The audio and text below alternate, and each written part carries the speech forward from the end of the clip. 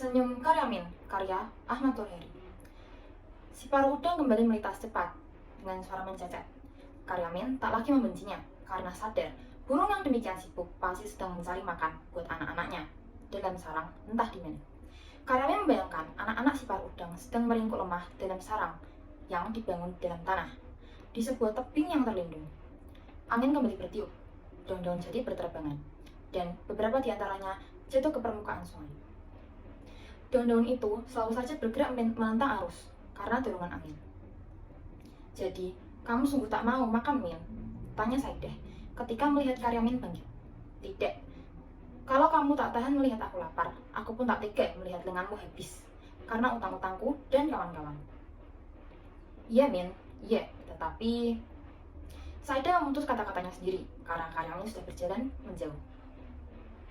Tetapi Saidah masih sempat melihat Karyamin menolehkan kepalanya sendiri sambil tersenyum, sambil menelan ludah berulang-ulang. Ada yang mengganjal di tenggorokan yang tak berhasil didorongnya ke dalam. Diperhatikannya Karyamin yang berjalan melalui lorong liar. Sepanjang tepi sungai, kawan-kawan Karyamin menyeru-nyeru dengan segala macam seloroh cabut. Tetapi Karyamin hanya sekali berhenti dan menoleh sambil melempar senyum. Sebelum naik meninggalkan pelataran sungai, mata Karyamin menangkap sesuatu yang bergerak pada sebuah ranting yang tergantung di atas air. Oh, si paruh udang. Punggung biru mengkilap, dadanya putih bersih, dan paruhnya merah sakit. Tiba-tiba, burung itu menoki, menyambar ikan. Kepala timah, sehingga air berkecipak. Dengan mangsa di paruhnya, burung itu melesat, melintas para pencari batu, naik menghindari rumpun gelangan, dan lenyap di balik gerumbu pandan. Ada rasa iri di hati Karyamin terhadap si paruh udang, tetapi dia hanya bisa tersenyum sambil melihat kedua keranjangnya yang kosong. Sesungguhnya, Karyamin tidak tahu betul mengapa dia harus pulang. Di rumahnya, tak ada sesuatu buat mengusir suara koryok dari lambungnya. Istrinya juga tak perlu dikhawatirkan. Oh ya, Karyamin ingat bahwa istrinya memang layak dijadikan alasan buat pulang. Semalaman tadi, istrinya tak bisa tidur lantaran bisu di puncak pantatnya. Oleh karena itu, apa salahnya bila aku pulang buat menemani istriku yang meriang? Karyamin mencoba berjalan lebih cepat, meskipun kadang secara tiba-tiba banyak kunang-kunang menyerbu ke dalam rongga matanya. Setelah melintasi titian, Karyamin melihat sebutir buah jambu yang masak. Dia ingin memungutnya, tetapi urung, karena pada buah itu terlihat bekas gigitan kampret. Dilihatnya juga buah salak berceceran di tanah di sekitar pohonnya. Karyamin memungut sebuah gigit, lalu dilemparkannya jauh-jauh. Lidahnya seakan terkena air tuba oleh rasa buah salak yang masih mentah. Dan Karyamin terus berjalan. Telinganya mendenging ketika Karyamin harus menempuh sebuah tanjakan. Tetapi tak mengapa, karena di balik tanjakan itulah rumahnya. Sebelum habis mendaki tanjakan, Karyamin mendadak berhenti.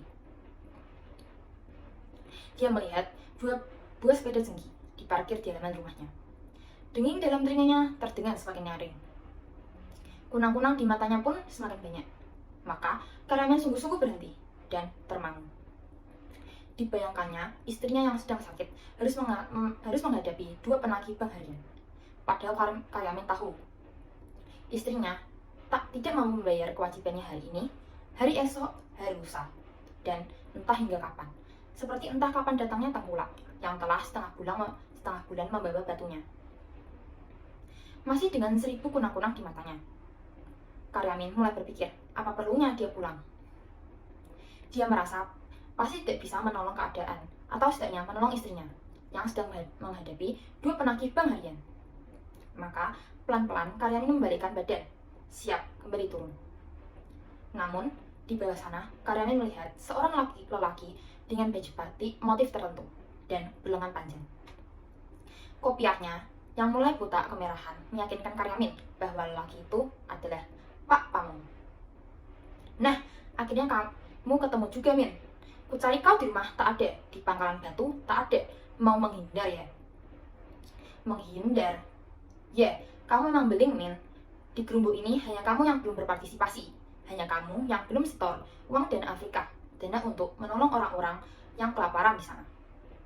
Nah, sekarang hari terakhir. Aku tak mau lebih lama kau persulit. Karyamin mendengar suara napas sendiri. Samar-samar Karyamin juga mendengar detak jantung sendiri. Tetapi Karyamin memang Tetapi karyawan tidak bisa melihat bibir sendiri yang mulai menyembunyi senyum. Senyum yang sangat baik untuk mewakili kesadaran yang mendalam akan diri sendiri, serta situasi yang harus dihadapinya. Sayangnya, Pak Pamong malah menjadi marah oleh senyum Karyamin. Kamu menghina aku, Min? Tidak, Pak. Sungguh tidak. Kalau tidak, mengapa kamu tersenyum-senyum? Hayo, cepat. Mana uang iuranmu? Kali ini, Karyamin tidak hanya tersenyum, melainkan tertawa keras-keras. Demikian keras sehingga mengundang Seribu Lebah masuk ke telinganya, Seribu Kunang masuk ke matanya. Lambungnya yang kempong berguncang-guncang dan merapuhkan keseimbangan seluruh tubuhnya. Ketika melihat tubuh Karyamin jatuh terguling ke lembah, Pak Pamong berusaha menahannya. Sayang, gagal.